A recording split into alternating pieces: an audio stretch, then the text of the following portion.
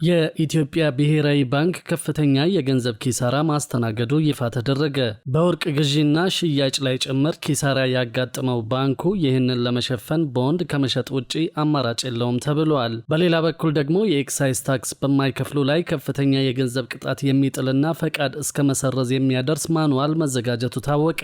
በመክፈያ ጊዜ ውስጥ ታክሱን ባለማስታወቅ በየወሩ 5% እየታሰበ 25% እስኪሞላ ድረስ መቀጫ እየታሰበ መቀጫው ከታክሱ ጋር ይወሰናል ተብሏል። ሰላም ቤተሰቦቻችን፣ መረጃዎቹን የት ሀገርና የት ከተማ ሆናችሁ እየተከታተላችሁ እንደምትገኙ በሐሳብ መስጫው ላይ ጻፉልን። አሁን ዝርዝር መረጃዎቹን አንድ በአንድ ወደ እናንተ እናደርሳለን። እስከ መጨረሻው አብራችሁን ቆዩ። የኢትዮጵያ ብሔራዊ ባንክ ከፍተኛ የገንዘብ ኪሳራ ማስተናገዱ ይፋ ተደረገ። በወርቅ ግዢና ሽያጭ ላይ ጭምር ኪሳራ ያጋጠመው ባንኩ ይህንን ለመሸፈን ቦንድ ከመሸጥ ውጪ አማራጭ የለውም ተብሏል። የኢትዮጵያ መንግስት ተግባራዊ ያደረገው የውጭ ምንዛሪ ገበያ ማሻሻያ የኢትዮጵያ ብሔራዊ ባንክን ለከፍተኛ የገንዘብ ኪሳራ መዳረጉን አንድ የኦዲት ሪፖርት አጋለጠ። ከሰሞኑ ይፋ የተደረገው የ2024-25 በጀት ዓመት የኦዲት ሪፖርት እንደሚያሳየው ከሆነ ባንኩ በውጭ ምንዛሪ የተያዙ ዕዳዎችና ተቀማጭ ሂሳቦችን ወደ ብር ሲመነዘር ባጋጠመው ልዩነት ምክንያት ወደ 450 ቢሊዮን ብር የሚጠጋ ኪሳራ ማስመዝገቡን የታወቀው። ሪፖርተር ጋዜጣ እንደዘገበው ከሆነ ይህ በኤምኤስኢ ኦዲት ሰርቪስ የተሰራውና የአዲሱ የብሔራዊ ባንክ ገዢ ዶክተር ኢዮብ ተካልኝ ፊርማ ያረፈበት ሪፖርት ባንኩ በተጠቀሰው ዓመት ውስጥ 428 ቢሊዮን ብር የተጣራ ኦፕሬሽናል ኪሳራ እንዳጋጠመው ያሳያል። ለዚህ ዋነኛው ምክንያት ደግሞ ከጁላይ 2024 ጀምሮ የተተገበረው የውጭ ምንዛሪ ተመን ማሻሻያ የፈጠረው የ445 ቢሊዮን ብር የምንዛሪ ልዩነት ኪሳራ ነው። ኦዲተሮች በሪፖርቱ ላይ ባሰፈሩት ጠንከር ያለ ማስጠንቀቂያ ይህ ግዙፍ ኪሳራ ወደፊት የውጭ ምንዛሪ ዕዳዎችን ለመክፈል ሲሞከር በተጨባጭ የሚከሰት ከሆነ የባንኩን የተከፈለ ካፒታልና የመጠባበቂያ ክምችት ጠራርጎ ሊወስደው እንደሚችል ጠቁመዋል።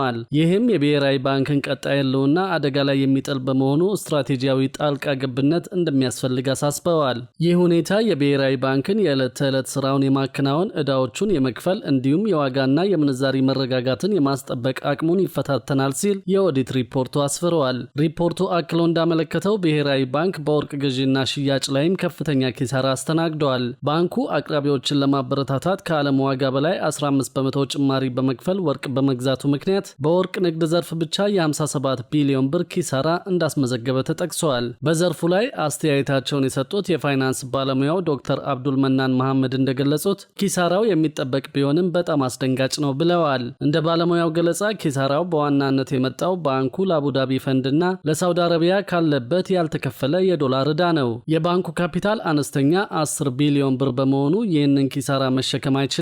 በመሆኑም መንግስት ይህንን ለመሸፈን ቦንድ ከመሸጥ ውጪ አማራጭ የለውም በማለት ተናግረዋል። ይህም በመጨረሻ በግብር ከፋዩ ህዝብ ትከሻ ላይ የሚወድቅ ዕዳ ይሆናል ሲሉ ዶክተር አብዱል መናን አስረድተዋል። በሌላ በኩል ሪፖርቱ ባንኩ በተጠቀሰው ዓመት ለመንግስት በቀጥታ የሰጠው ብድር እንደሌለና አዲስ የገንዘብ ኖት አለማተሙን አመልክተዋል። በሌላ በኩል ደግሞ የኤክሳይዝ ታክስ በማይከፍሉ ላይ ከፍተኛ የገንዘብ ቅጣት የሚጥልና ፈቃድ እስከ መዘረዝ የሚያደርስ ማኑዋል መዘጋጀቱ ታወቀ። የገቢዎች ሚኒስቴር የግብር ግዴታቸውን ባልተወጡ የኤክሳይዝ ታክስ ምርት የሚከፈልባቸው ምርቶችን በሚያመርቱ ላይ ከአስተዳደራዊ ቅጣት ጀምሮ እስከ 25% የሚደርስ ወለድ ክፍያ እንዲሁም ድርጅቶች ፈቃዳቸው የሚታገድበት ወይም የሚሰረዝበት ዝርዝር ጉዳዮችን የሚደነግግ አስገዳጅ የአሰራር ማኑዋል አወጣ። የገቢዎች ሚኒስቴር የታክስ ሕግ ተገዥነት ተግባራዊ ለማድረግ የተዘጋጀ የአሰራርና የአፈጻጸም ስርዓት በስራ ላይ እንዲውል መወሰኑን የከፍተኛና የመካከለኛ ግብር ከፋዮች ቅርንጫፍ ጽሕፈት ቤቶች ባህር ዳር፣ አዳማ፣ መቀሌ፣ ኮምቦልቻ፣ ሐዋሳ፣ ጅማና ድሬዳዋ ቅርንጫፍ ጽሕፈት ቤቶችና ባለድርሻ አካላትን በአባሪነት ዘርዝሮ አስታውቀዋል። በሚኒስቴሩ የታክስ ማስታወቅ ዳይሬክተር አቶ ዮሴፍ ሽፈራው ስምና ፊርማ ወጪ የተደረገ ደብዳቤ እንደሚያስረዳው የኤክሳይዝ ታክስ የሚከፈልባቸው ምርቶችን አምራች ድርጅቶች ግዴታቸውን ካልተወጡ በኤክሳይዝ ታክስ አዋጅ እንዲሁም በታክስ አስተዳደር አዋጁ በተሰጠው ውክልና መነሻ በማድረግ የቅርንጫፍ ጽሕፈት ቤቶችን ግብዓትና የሕግ አገልግሎት ዳይሬክቶሬት በጉዳዩ ላይ የሰጠውን አስተያየት በሚያካትት የአሰራርና የአፈጻጸም ማኑዋል መዘጋጀቱን ይገልጻል። በኤክሳይዝ ታክስ አዋጅ ክፍል 3 ፈቃድን ስለማገድና ስለመሰረዝ የተመለከቱ ድንጋጌዎች የሰፈሩ ሲሆን በገቢዎች ሚኒስቴር የአሰራር ማኑዋሉን ለማዘጋጀት መሰረት ሆነዋል ከተባሉት አንዱ የሆነው አንቀጽ 20 ፈቃድን ስለማገድ እንዲሁም ተከታዩ አንቀጽ ደግሞ ፈቃድን ስለመሰረዝ የተመለከቱ ድንጋጌዎችን ይዟል። የንግድ ድርጅትን ለጊዜው ስለማሸግ በሚመለከተው በታክስ አስተዳደር አዋጅ ደግሞ የማሸጊያ ትዕዛዝ የሚሰጠው በዋና ዳይሬክተሩ ወይም ደግሞ የማሸጊያ ትዕዛዝ ለመስጠት በልዩ ሁኔታ ለዋና ዳይሬክተሩ ስልጣን በተሰጠው የታክስ ሰራተኛ ብቻ መሆኑን ያስረዳል። ደብዳቤው የተዘጋጀው የአሰራር ማኑዋል ተግባራዊ እንዲደረግና ስራ ላይ እንዲውል የአሰራር ማኑዋል 13 ገጽ አባሪ ተደርጎ የተላከ መሆኑን የሚገልጽ ሲሆን አምራች ፋብሪካዎች የሚመለከታቸው የስራ ክፍሎችና ሰራተኞች እንዲያውቁትና ተገቢውን ድጋፍና ክትትል እንዲደረግም ማሳሰቢያ ሰጥቷል። ባለ 13 ገጹ የአሰራር ማኑዋል ከምዝገባና ከስረዛ ጋር የተያያዙ ቅጣቶችን በተመለከተ ባሰፈረው ድንጋጌ የተጠቀሱት ቅጣቶች ተፈጻሚ የሚሆኑት በሕግ የመመዝገብ ግዴታ ላለባቸው እንዲሁም ስራቸውን ሲያቆሙ ምዝገባው እንዲሰረዝ የማድረግ ግዴታ ለተጣለባቸው የግብር ከፋዮች መሆኑን ይገልጻል። በዚህም መሰረት መመዝገብ ከነበረበት ጊዜ ጀምሮ ለምዝገባ እስካመለከተበት ወይም በባለስልጣኑ አነሳሽነት እስከተመዘገበበት ቀን ድረስ መከፈል ያለበትን ግብር 25 በመቶ የሚከፍለው ግብር ከሌለ ደግሞ 1000 ብር እንደሚከፍል ገልጾ ሌላው ግን የሚጥለው 25 በመቶ ቅጣት ከ1000 ብር የሚያንስ ከሆነ የሚከፈለው ይህንኑ መሆኑን ያስረዳል።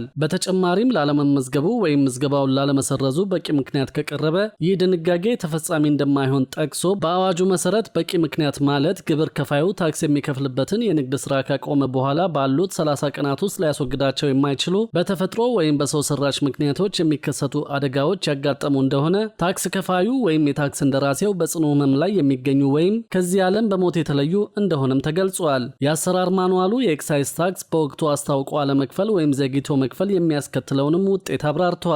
ይህንኑ ሲያስረዳም ግብር ከፋዩ የሰበሰበውን የኤክሳይዝ ታክስ በግብር ከፋዩ ደረጃ በተገለጸው የመክፈያ ጊዜ አስታውቆ ካልከፈለ ታክሱም ባለማስታወቅ በየወሩ 5 በመቶ እየታሰበ 25 በመቶ እስኪሞላ ድረስ መቀጫ እየታሰበ መቀጫው ከታክሱ ጋር ይወሰናል ይላል። በዚሁ ማብራሪያ አያይዞም ባልተከፈለው ኤክሳይዝ ታክስ ላይ የሚታሰበው ወለድ የማያስከፍል ልክ በንግድ ባንኮች ላይ በዋለው ከፍተኛ የማበደሪያ ወለድ ምጣኔ ላይ 15 በመቶ ታክሎበት በሚገኘው ምጣኔ መሰረት ወለድ ታስቦ ኤክሳይዝ ታክስ ጋር ተደምሮ እንደሚወሰን ይገልጻል። በተጨማሪም የተፈቀደለትን አምራች በሚመለከት በፈቃዱ የተመለከተው ፋብሪካ ማምረቻ ወይም መሳሪያ ኤክሳይዝ ታክስ የሚከፈልባቸው ምርቶች ለማምረት ከዚያን ጊዜ በኋላ አጥጋቢ ሆነው ካልተገኙ መከናወን ያለባቸውን ድርጊቶችን በዝርዝር ተቀምጠዋል። በዚህም መሰረት ፈቃዱ የታገደ መሆኑን ማስታወቂያው የደረሰ ሰው የእግዱ ማስታወቂያ ከተሰጠበት ቀን ጀምሮ በ14 ቀናት ውስጥ ወይም የታክስ ባለስልጣኑ በሚሰጠው ተጨማሪ ጊዜ ውስጥ እግዱን በመቃወም የይግባኝ ማመልከቻ ለባለስልጣኑ የታክስ ቅሬታ የስራ ክፍል በጽሁፍ ሊያቀርብ ይችላል ተብሏል። በገቢዎች ሚኒስቴር ጸድቆ በቅርንጫፎች ተፈጻሚ እንዲደረግ በተመራው በኤክሳይዝ ታክስ አዋጅ የሚመለከታቸው አንቀጾች መሰረት የታክስ ህግ ተገዥነትን ተፈጻሚ ለማድረግ የተዘጋጀ የአሰራር ስርዓት ወይም የኤክሳይዝ ታክስ ግዴታቸውን ባልተወጡት ላይ